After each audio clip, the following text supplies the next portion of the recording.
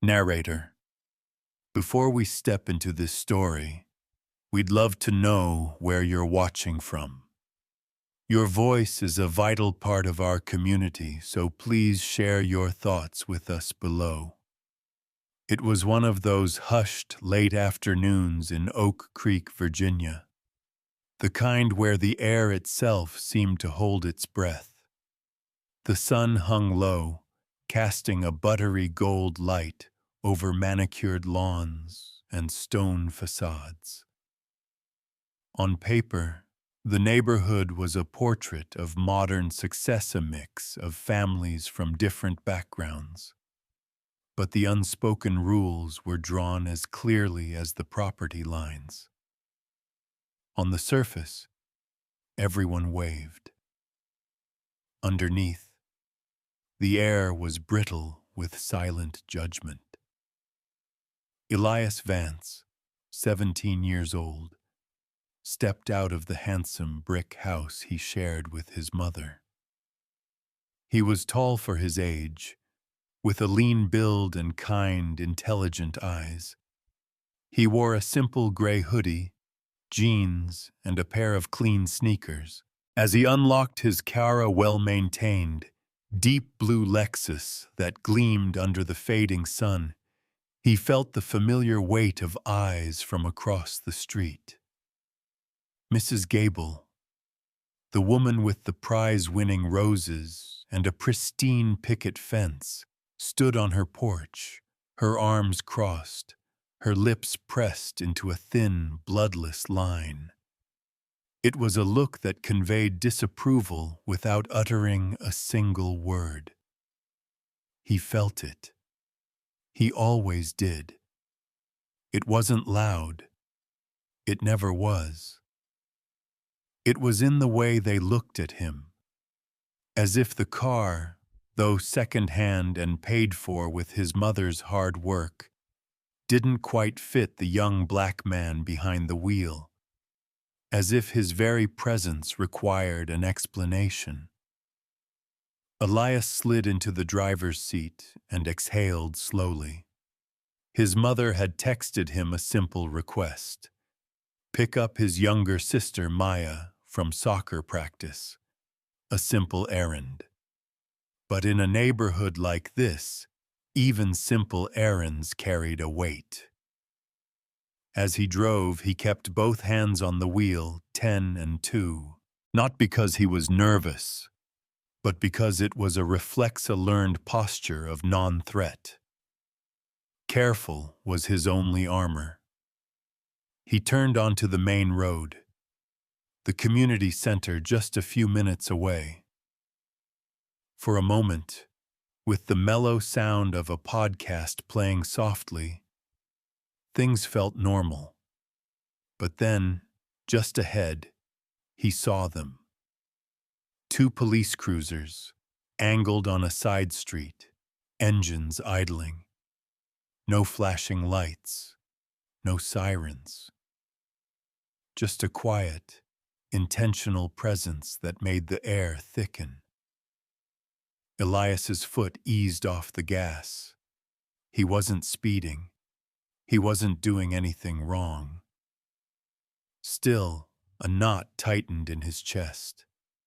He saw an officer step into the road and raise a hand.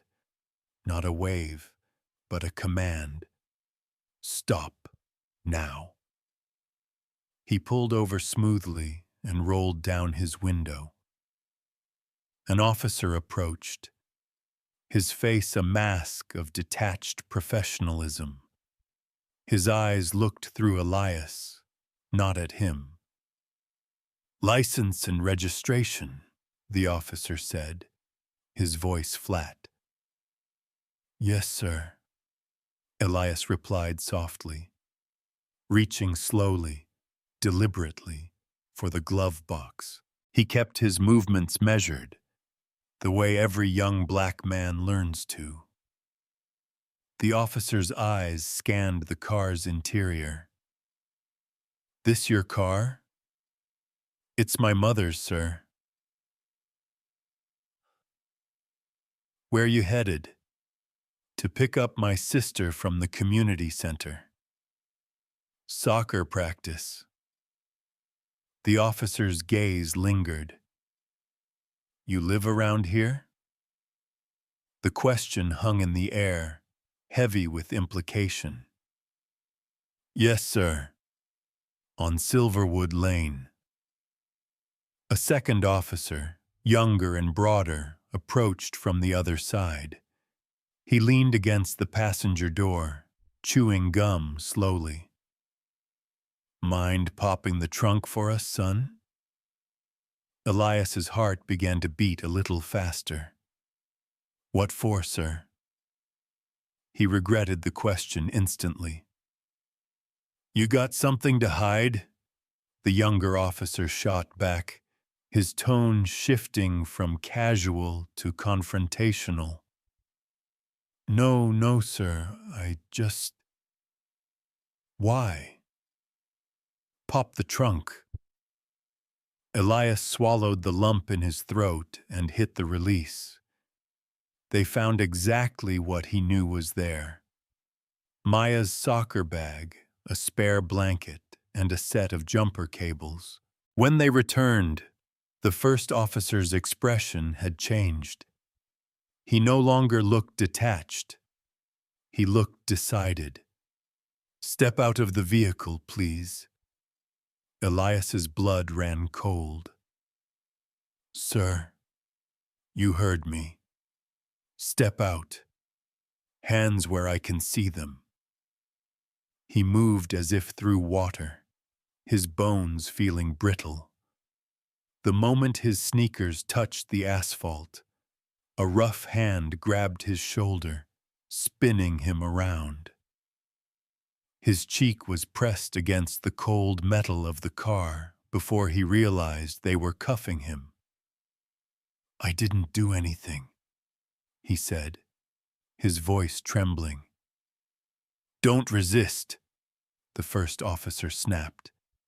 You're being detained pending an investigation. Investigation for what? Elias's voice cracked, not with panic, but with the sharp sting of shame. They didn't answer. One of them took his wallet and phone from the car. He watched as cars drove by, their drivers glancing over and then quickly looking away. A black teenager in cuffs in this neighborhood. It was a scene people saw and decided wasn't their business. He must have done something. We're going to take a ride downtown, the officer said finally. But I didn't do anything, Elias whispered again, to the empty air. The officer had already turned away, as if he hadn't heard. As they placed him in the back of the cruiser, without reading him his rights or offering a single word of explanation, Elias caught his own reflection in the window. A scared kid in a gray hoodie, who, in their eyes, was already a criminal.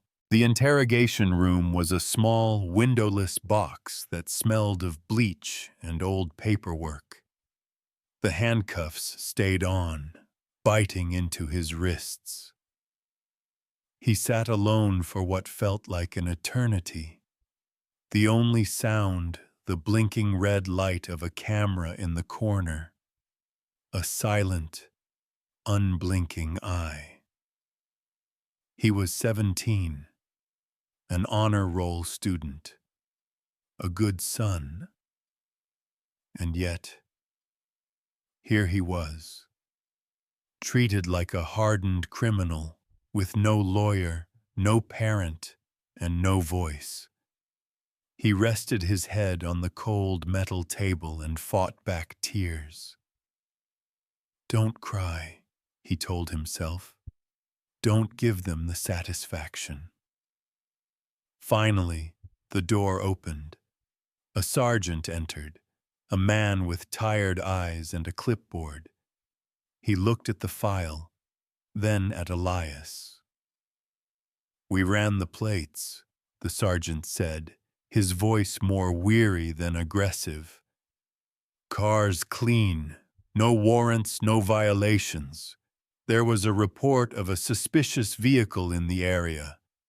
You matched the description. What description?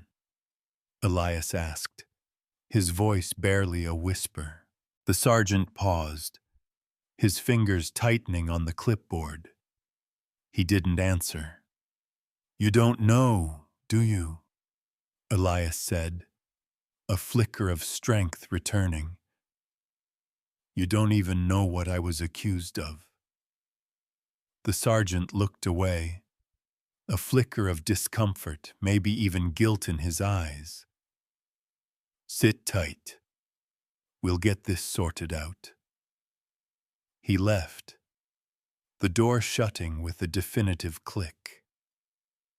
Elias slumped back. He wasn't a person. He was a file, misplaced and ignored. He thought of his mother, imagining her pacing the kitchen, calling his phone again and again. The thought of her worry was worse than the handcuffs. More time passed. Then he heard it. A change in the rhythm of the hallway outside. Footsteps. Not the heavy tread of police boots, but the sharp, measured click of heels. Purposeful, unhurried, authoritative. The door opened. It was a woman, a black woman in a perfectly tailored charcoal suit, her hair pulled back in an elegant bun. Her posture was calm, her expression controlled, but her eyes held an intensity that seemed to suck the air out of the room. For the first time since he'd been pulled over, Elias felt a shift inside him. It felt like breathing. Elias, she said softly.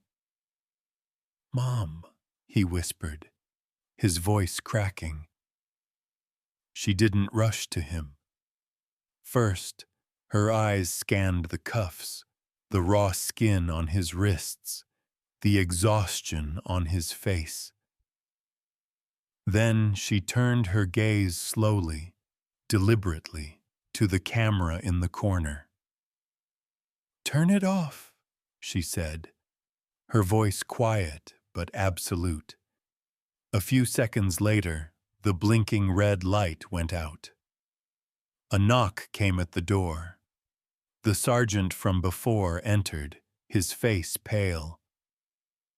Ma'am, I didn't realize that's precisely the problem, Sergeant. She cut in, her voice like ice.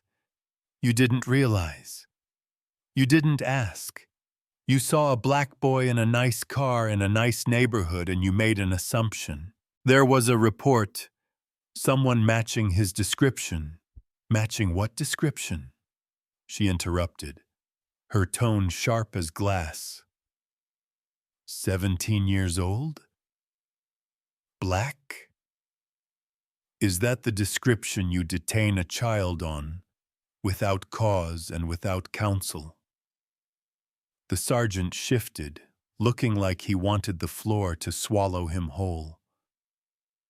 Uncuff my son, she commanded. The keys fumbled in his hands. As the cuffs fell away, Elias felt a wave of relief so profound, his knees felt weak. His mother stepped forward, gently taking his hands, her touch steady and warm. Are you okay, baby? He nodded, unable to speak. I know you didn't do anything, she said, holding his gaze. You didn't have to. She turned back to the sergeant. Do not try to explain this to me. You will explain it in a formal report, which you will place on my desk tomorrow morning, along with your badge. The sergeant's eyes widened. Ma'am, Director Vance, I understand your position. But no, she said, her voice dropping to a near whisper, but carrying more weight than a shout. You don't. The problem isn't that you arrested my son. The problem is that you didn't know who he was until I walked in. Now, if you'll excuse us, I'm taking my son home. They walked through the station, a silent parting sea of uniforms ahead of them. Every whisper died as she passed. As they stepped out into the cool night air, it felt like a second chance. Elias looked at his mother calm, composed, a pillar of strength. Isabel Vance, the Assistant Attorney General for the Civil Rights Division of the United States Department of Justice, had just come to pick up her son. The news broke like a dam.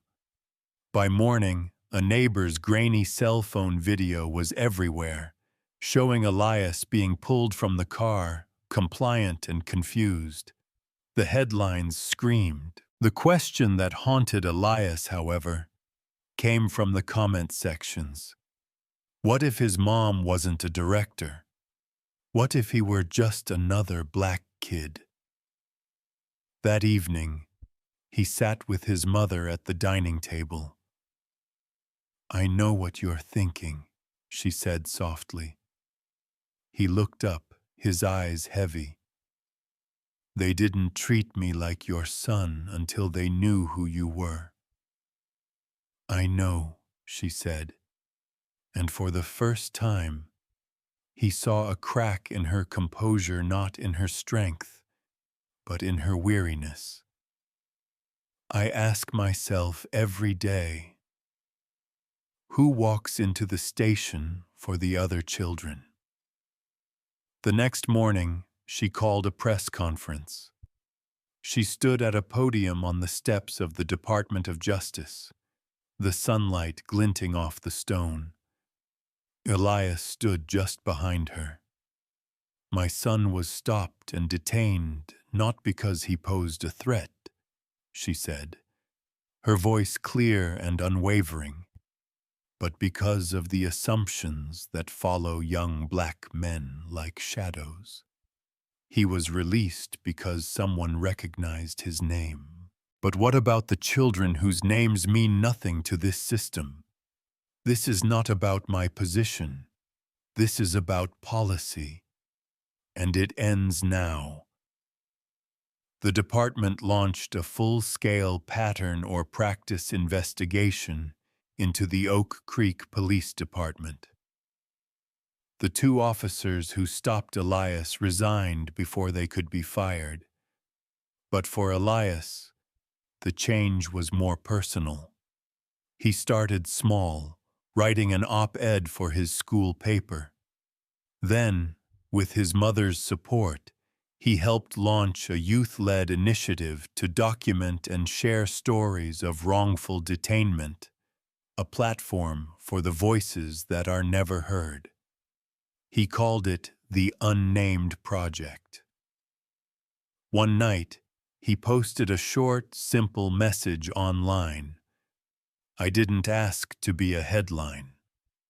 But if my story helps one more kid from being just a case number, then it matters.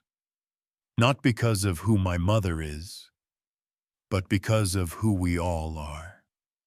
He hit post, and somewhere, in a station much like the one that had swallowed him, another officer saw it, paused, and maybe, just maybe, saw the next kid who walked through the door not as a description, but as a person. It wasn't an ending. It was a beginning.